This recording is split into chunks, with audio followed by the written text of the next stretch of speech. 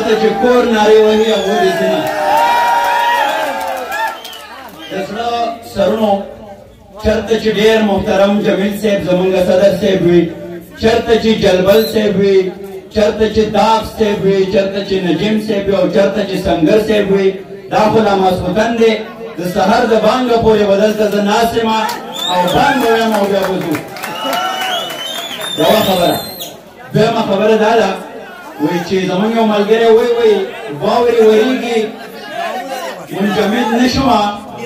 واورې ورېږي منجمد نه شومه لمبې لمبې لمبې خبرې کوه نو یو څو لمبې لمبې خبرې کومه شعرونه ویو تاسو هم ډېر نه ستړي کومه دا د مومندو د خاورې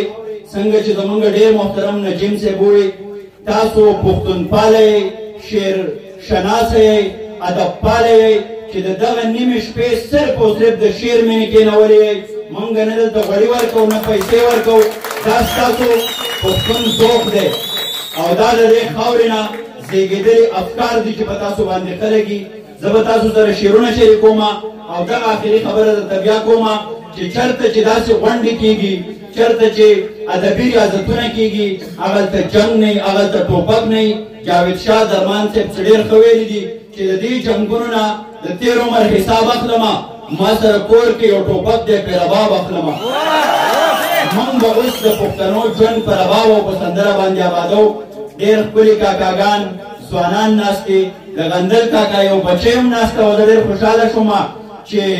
زما ملالې پې د لوی میوند غذا ګټلې زاهده ته ده یا قربان د زوره څه خبرې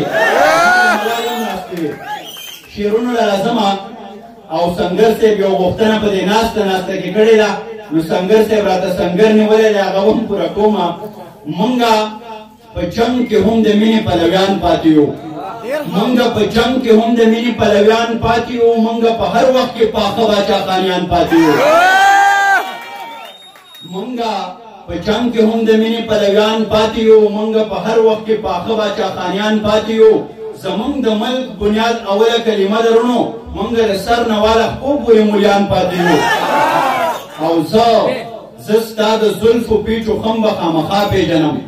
زه ستا د زلفو پیچو خم به خامخا پیژنم میرا ته پاتې شو نو مونږ خو ګاونډیان پاتې یو د نظامت چارې سنبالونکي زمونږ دواړه ملګري د هغو هم ډېره مننه کوم رانه هېرو جلبل صاحب څو شعرونه دي تاسو صدر صاحب ته ډالۍ وي چې وړو مرغونه یې چرنګار ویستلی دی وړو مرغونه یې چرنګار ویستلی دی لاسماتې د چینې د خوا چینار ویستلی دی او زما د ړنګې خونې اخري یاد دې ژوندی وي زما د ړنګې خونې اخري یاد دې ژوندی وي د سوانې په وخت ماته یو ستار ویستلی دی او یو چا مې د کوشیر منګې غړۍ بیا ماته کړې یو چا مې د کوشیر منګې غړۍ بیا ماته کړې یو چا مې د مات شوي رباب تار ویستلی دی او زه دا لیونی پیژنم څه چل به خامخا وي قضا ماښام بنګړو نه یې شرنګار ویستلی دی او د هرې خمخانې په دیوالونو ژوند ګډېږي د هرې خمخانې په دیوالونو ژوند ګډېږي د هر جومات په ور ملا خامار ویستلی دی او زما د اظهار ژبه د ریاست جبر ګونګی کړه زما د اظهار ژبه د ریاست جبر ګونګی کړه او تور مامانن بیا نوی اخبار ویستلی دی افغان ما خو هغه افغان نه یم کوم چې وم ما اوس ورې د ذهن نه انګار ویستلی دی او روان چې تر څنګه ستړی ستړی جانانه روان چې تر څنګه ستړی ستړی جانانه ته څنګه د بابا د کاروان کړی جانانه